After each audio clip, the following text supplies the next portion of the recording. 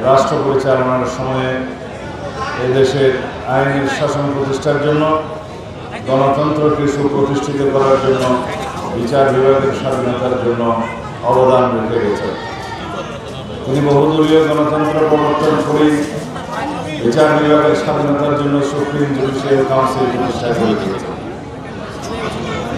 তিনি এই দেশের গণতন্ত্রকে সুদৃঢ় করার জন্য, বিচার বিভাগকে স্বাধীন করার জন্য, ন্যায় বিচার প্রতিষ্ঠা করার জন্য, এদেশের অগ্রগতি, প্রগতি, সমৃদ্ধির জন্য যে সমস্ত পদক্ষেপগুলো নিয়েছিলেন, তার প্রেক্ষিতে দেশের উন্নয়নের এবং সমৃদ্ধির ভিত্তি স্থাপন হয়েছিল, যার উপর আমরা আজও দাঁড়িয়ে গেছি।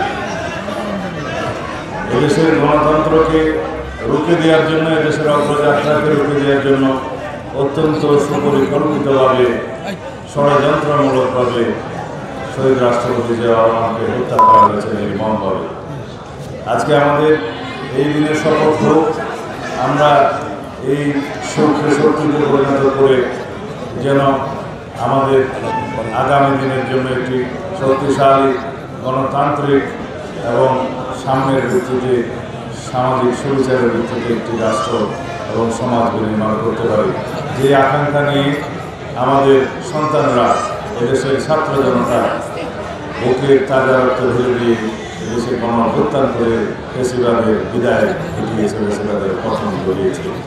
তাদের রক্তের আকাঙ্ক্ষা, শহীদের রক্তের প্রত্যাশা, আমাদের জাতির অঙ্গীকার।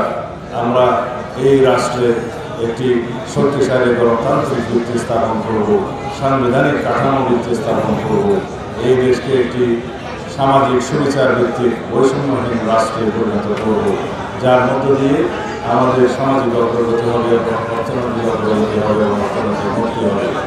আজকে আমরা সেই সমাজ নির্মাণের জন্যই বাংলাদেশে আশা করছি এই জাতীয় অপেক্ষমান একটি সুষ্ঠু, নিরপেক্ষ, সুন্দর জাতীয় সংসদ নির্বাচনের জন্য। অবশ্যই জাতির মধ্যে একটি আকাঙ্ক্ষা সৃষ্টি হয়েছে এবং জাতি প্রত্যাশা করে, আমরা আমাদের প্রত্যাশা ব্যক্ত করেছি যে ডিসেম্বরের মধ্যেই এটি অবশ্যই জাতীয় সংসদ নির্বাচন অনুষ্ঠানের লক্ষ্যে একটি সুস্পষ্ট রূপরেখা ঘোষণা করা হবে। এই প্রত্যাশা আমাদের, এই দাবি আমাদের, এই দাবি জাতি। ধন্যবাদ আপনাদের সকলকে। মাহবুব ভাই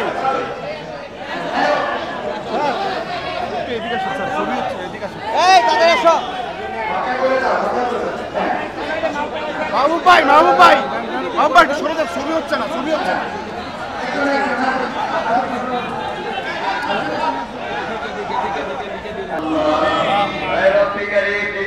আমাদের এই প্রধান অতিথি হিসাবে এসেছেন, যিনি 16টি বছর ধরে তালিবের জুলুমের শিকার হয়েছে।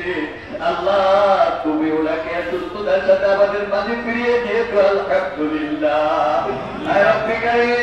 তারেক রহমান সাহেব সুস্থ সবল, আল্লাহ দেহে আমাদের মাটিতে, বাংলার মাটিতে ফিরিয়ে এই বাংলার গার্জিয়ান হিসেবে